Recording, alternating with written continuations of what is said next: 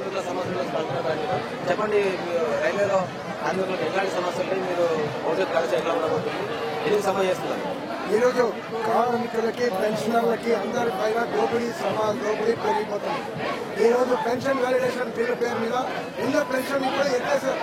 అంటే pay commission లో రివిజన్లు చేయము అని పార్లమెంట్ లో పాస్ చేశారు. తొట్టిదారులో ఈ చట్టం పాస్ చేయడం జరిగింది.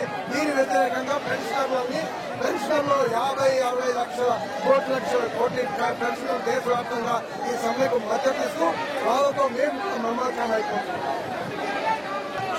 దేశవ్యాప్తంగా సార్వత్రిక సమ్మె అన్ని జాతీయ కార్మిక సంఘాలు నిర్వహిస్తున్నటువంటి విషయం మీకు అందరికీ తెలిసిందే.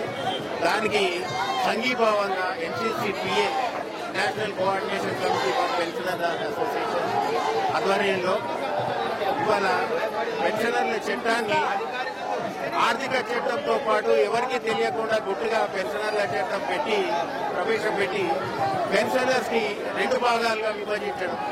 పాత పెన్షన్ కాకుండా ఏదైతే నగారా జడ్జిమెంట్ వచ్చిందో దాని ప్రకారం పెన్షన్ ఇవ్వకుండా 2025లో కొత్త పెన్షన్ పెట్టడం జరిగింది.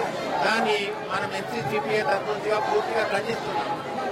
అదేవిధంగా ఇక్కడ రైతు వ్యతిరేక చట్టాలు కానీ కనీస వేతనాలు ఇవ్వకుండా కాంట్రాక్టులు అవుట్ సోర్సింగ్ ఇస్తున్నారు. కాబట్టి వీటన్నిటికీ వ్యతిరేకంగా దేశవ్యాప్తంగా దాదాపు 30 కోట్ల మంది ప్రజానీకం ఈ సమ్మెలో పాల్గొనడం జరిగింది. దానికి సంఘీభావంగా మేము ఏఐఆర్ఆర్ఎఫ్ నుండి దీంట్లో నేషనల్ పెన్షన్ కోఆర్డినేషన్ కమిటీలో భాగంగా సంఘీభావం తెలియజేస్తారు.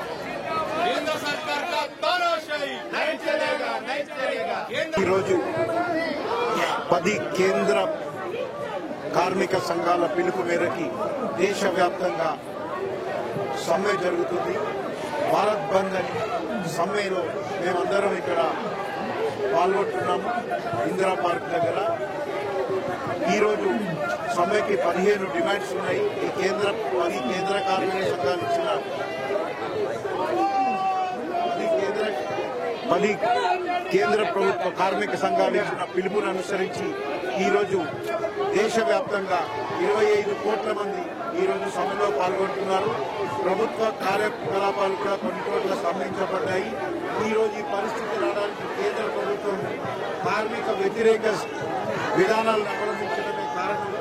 లేబర్ కోడ్స్ 4 లేబర్ కోడ్స్ ఏదైతే కార్మిక వర్గానికి అన్యాయం చేస్తుందో దాన్ని వెంటనే ఉపసంహరించాలని చెప్పేసి సమ్మెలో 17 డిమాండ్లలో ఒక డిమాండ్ ఉంది.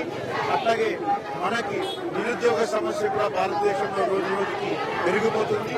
పెన్షనర్స్ కి, కార్మికులకి, తర్వాత కర్షకులకి, రైతులకి అన్నిటికీ కూడా ఈ ప్రభుత్వం యాంటీ పాలసీస్ ప్రభుత్వం పాలసీస్ ఏవైతే ఉన్నాయో దానికి వ్యతిరేకంగా ఈరోజు ఒకరోజు సమ్మె భారత్ బంద్ పేరుతోని దేశవ్యాప్తంగా సమ్మె జరుగుతుంది.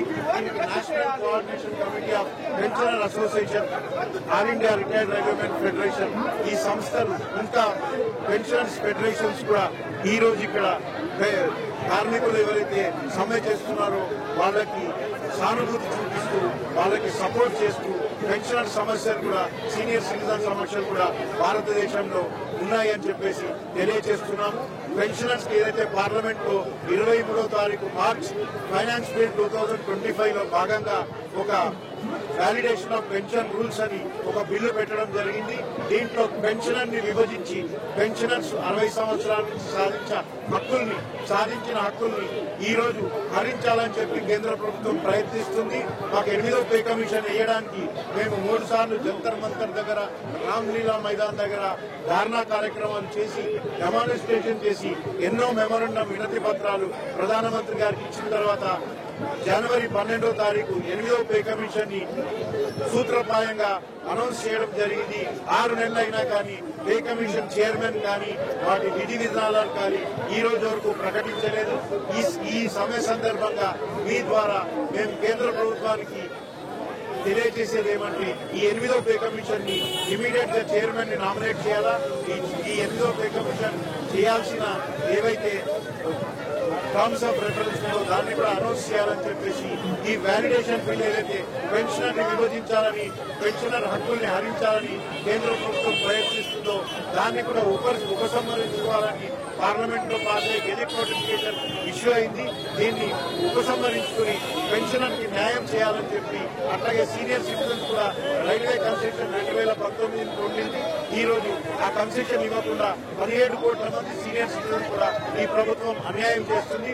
దాన్ని కూడా రైల్వే కన్సెషన్ కూడా రెస్టోర్ చేయాలని చెప్పి మీ ద్వారా ఈ రోజు పెన్షనర్స్ సమ్మెలో మా డిమాండ్స్ పెన్షనర్ డిమాండ్స్ కూడా మనము ప్రభుత్వానికి తెలియపరుస్తున్నాము.